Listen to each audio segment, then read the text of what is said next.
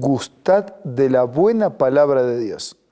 Esa es la declaración del apóstol San Pablo, porque la palabra de Dios es buena, reconforta, alimenta, llena el alma y provee de recursos que guían nuestro camino.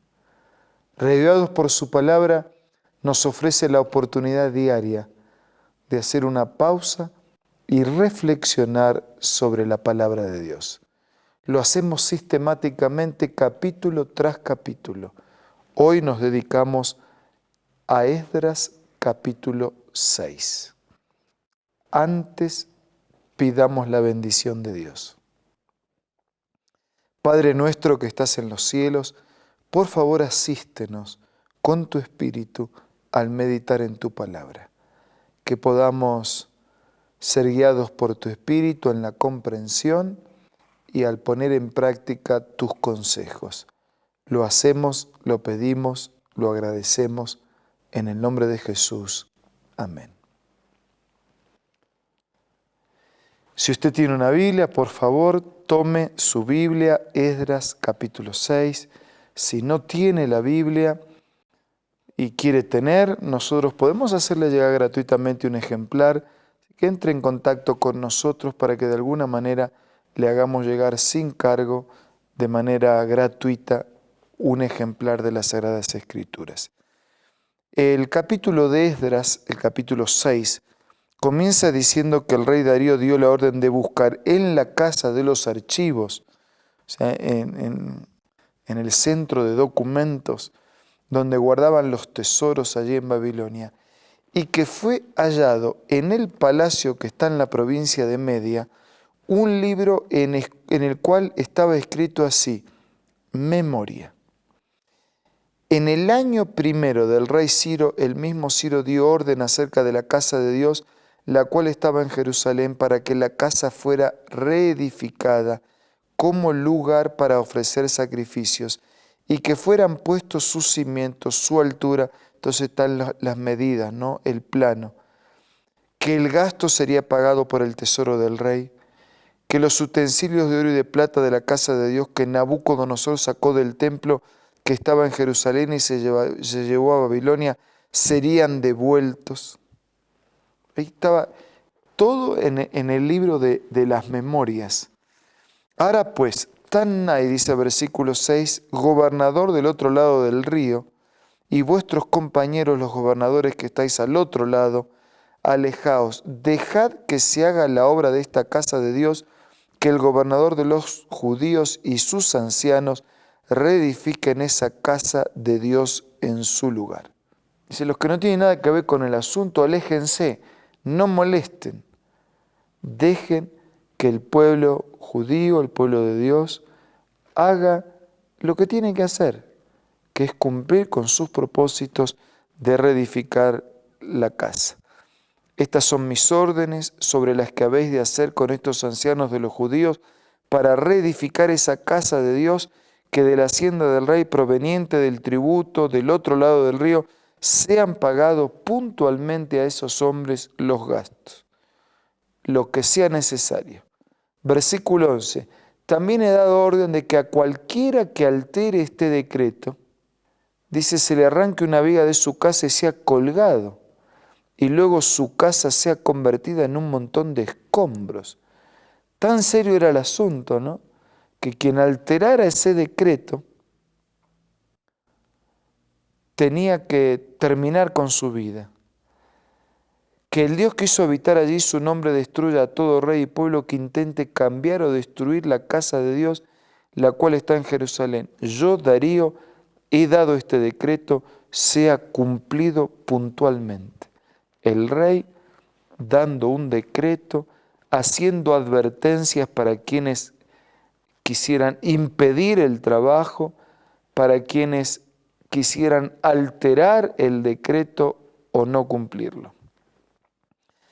El versículo 14 dice que los ancianos de los judíos se edificaban y prosperaban conforme a la profecía del profeta Ageo y de Zacarías. Edificaron y terminaron la obra por orden del Dios de Israel y por mandato de Ciro, de Darío y de Artajerjes, rey de Persia. Así que por orden del rey de Israel, por mandato y orden de los otros reyes, y sobre todo por la ayuda, por la bendición de Dios. Edificaron, terminaron la obra por orden del Dios de Israel. Los hijos de Israel, los sacerdotes, los levitas, los demás que habían regresado de la cautividad, dice versículo 16, hicieron la dedicación de esta casa de Dios con gozo. 17, ofrecieron para la dedicación de esta casa, entonces los animales que ofrecieron. Versículo 18, organizaron a los sacerdotes en turnos para el servicio de Dios, o sea, para el culto. Versículo 19, los que regresaron de la cautividad celebraron la Pascua, ¿sí?, la adoración, la gratitud a Dios por la liberación. Versículo 20, sacerdotes y levitas se habían purificado como un solo hombre, la santificación, la búsqueda de perdón, como un solo hombre, la unidad. Sacrificaron la Pascua por todos los hijos de la cautividad y por todos los hermanos, los sacerdotes, y por sí mismos celebraron la liberación de la esclavitud. Versículo 22.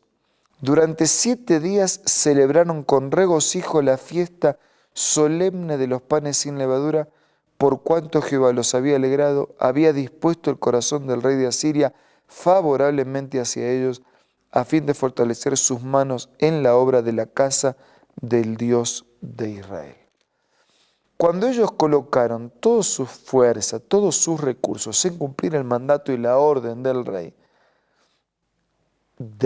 del universo, de Dios, de su rey y de la cooperación incluso de los reyes vecinos, cuando uno pone a Dios en primer lugar, hasta los que no creen en Dios terminan siendo ayuda para cumplir la orden y el mandato que nosotros estamos dispuestos a seguir.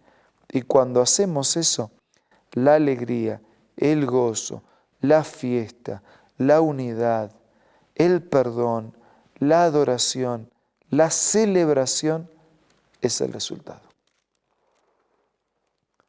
Amigos, ¿estamos nosotros cumpliendo el mandato de Dios? ¿Estamos nosotros poniendo a Dios en primer lugar?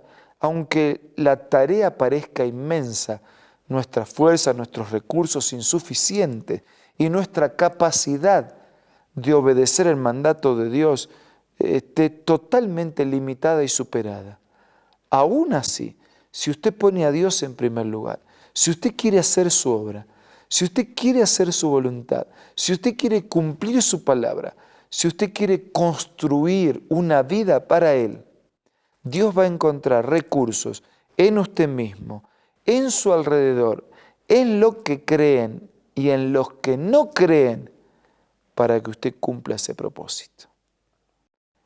Y el resultado de cumplir los propósitos de Dios son celebración, adoración, servicio, perdón, unidad, compañerismo, alegría, esperanza. Todo eso Dios tiene para usted. ¿Usted ya tiene esto? Afirme entonces su vínculo con Dios para que estas bendiciones le acompañen permanentemente. Usted no las tiene, les gustaría tenerlas. Entonces, confíe el proyecto de su vida a Dios. Encomiende su vida a Él. Confíe en Él y Él va a hacer. Hágalo ahora en su oración privada.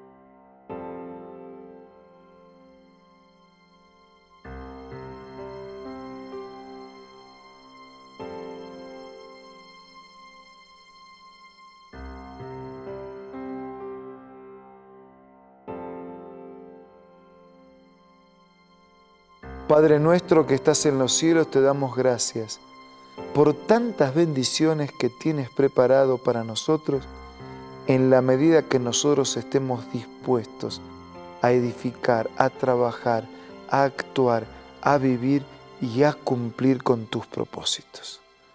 En esta mañana nos hemos colocado en tus manos. Danos la bendición de ser victoriosos en este día. Te lo pido y agradezco en el nombre de Jesús. Amén. Amigos, nos reencontramos mañana. Muchas gracias por acompañarnos hoy. Esto fue todo por hoy. Será hasta mañana, si Dios quiere, cuando volvamos a ser reavivados por su palabra.